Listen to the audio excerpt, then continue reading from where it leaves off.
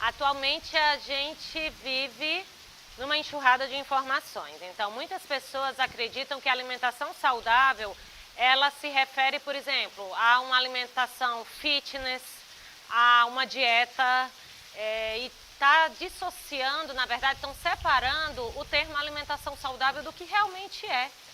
Que é um alimento mais in natura, que é um alimento que ele pode te dar, além da saciedade, ele pode te dar prazer também. Então, essa alimentação saudável, ela não se restringe a um alimento diet, por exemplo, a um alimento light, que muitas pessoas hoje associam o termo alimentação saudável, que é muito amplo, a essa questão só do, tem que ter pouca caloria, porque tem que ser um alimento para eu perder peso. E estão esquecendo que esse alimento pode ser saudável e pode também gerar prazer, dar saciedade. Então, a alimentação saudável é justamente isso, é quando você tem uma alimentação que, além dela fornecer nutrientes que são importantes, mas ela também está no contexto de uma alimentação prazerosa, com familiares, sem ser aquela alimentação com culpa. Muitas pessoas lembram da alimentação mais equilibrada quando elas já adoecem. Infelizmente, a gente está vivendo um retrocesso de tudo aquilo que, para a gente que é profissional da área da saúde, é muito mais fácil utilizar o termo, associar um processo de vida com qualidade ou de um processo que evita alguma doença, porque a gente realmente enxerga alguns caminhos. Porém, só a informação também não é o suficiente, porque a gente também vê profissionais da área da saúde que, mesmo com conhecimento, acabam indo por um caminho onde a alimentação, ao invés de promover a saúde, ela está promovendo a doença. E é o que a gente encontra nesse cenário que a gente vive. A gente usa um termo que a gente tem um cenário obesogênico, onde tem um estímulo muito maior a consumir mais calorias do que o que a gente precisa, e poucos nutrientes do que o nosso corpo realmente necessita. Então, às vezes eu faço um resgate, assim, de pensar como nossos pais, nossos avós se alimentavam. E muitas vezes chega para nós justamente essa comparação. Mas o meu avô, ele consumia banha de porco, por exemplo. E por que que hoje eu não posso consumir banha de porco? Essa semana eu tive essa colocação. Teve um colega que perguntou para mim no trabalho. Aí eu disse assim, mas o que seu avô fazia? Qual era o tipo de trabalho que ele tinha? A sua avó, qual era o estilo de vida que ela levava? Hoje nós, mulheres, a gente está avançando muito no mercado de trabalho.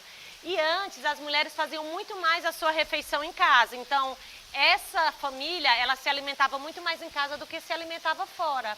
Hoje, com o avanço da tecnologia em todas as áreas, inclusive na indústria de alimentos, a gente vê uma facilidade muito grande de você comprar um alimento pronto, você hoje nem precisa ligar, você entra no aplicativo e já pede um alimento. E muitas vezes você não sabe como aquele alimento foi processado, como é que foi utilizado, por exemplo, o óleo que fritou uma coxinha que você está pedindo. E antes a gente tinha todo esse preparo domiciliar, a gente tinha todo um cuidado e, além disso, a gente tinha todo um gasto. Então, nossos avós, eles poderiam até consumir banha de porco, consumir a carne na lata, na banha de porco, mas eles gastavam isso que eles estavam consumindo. Então, de um lado, a gente tem uma sociedade que te oferece muito alimento calórico, às vezes pouco nutritivo, e ao mesmo tempo ela te oferece muita comodidade. A gente tem hoje um cenário que a alimentação, ela pode sim, ela tem essa capacidade de fornecer, de promover a saúde. Mas, infelizmente, se você não souber escolher, a alimentação, ela pode sim promover a doença. Começar com escolhas mais saudáveis é você pensar assim, eu preciso descascar mais e desembrulhar menos. Então, quando você vê um alimento muito processado e você tem uma opção de consumir esse alimento de forma mais natural, já é uma escolha mais saudável.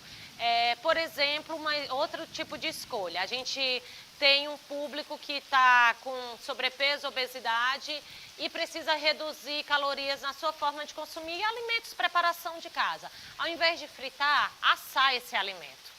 Ao invés de estar utilizando muito condimento industrializado, utilizar mais o condimento mais natural. E para isso a gente tem exemplos, como por exemplo o sal de ervas, que ele é muito bom para quem tem a hipertensão arterial e ele tempera a comida e faz você usar muito menos o sal, o cloreto de sódio mesmo, que é o que a gente usa puramente. A outro exemplo que eu posso dizer, escolha inteligente, é o suco menos doce. Eu nem digo, troque o açúcar pelo adoçante, se isso não é uma obrigatoriedade agora. Mas você diminuir o açúcar que você coloca, né, nesses alimentos. Outro exemplo para a criança, alguns pais sempre relatam que os filhos gostam muito de comer a bolacha recheada. E a gente sabe que naquele recheio só tem aditivos, gordura trans, não tem nutrientes que realmente vão trazer um benefício para essa criança. Então a gente diz, não compra a bolacha com recheio, compra a bolacha sem recheio, que também tem várias opções no mercado. E aí tudo vai depender do que você está escolhendo, não só em termos de qualidade, mas em termos de quantidade também. Então começar a fazer escolhas mais saudáveis é você pensar assim, poxa vida, eu comi um pacote de biscoito, eu posso comer então reduzir para metade? E depois você vai fazendo essas trocas ao longo de toda a sua alimentação. Hoje a gente também tem uma realidade que é uma enxurrada de informações. A gente tem as redes sociais e que muitas vezes algumas blogueiras ou influenciadoras, às vezes têm até uma boa intenção de levar informação, mas não levam a informação de forma completa e científica.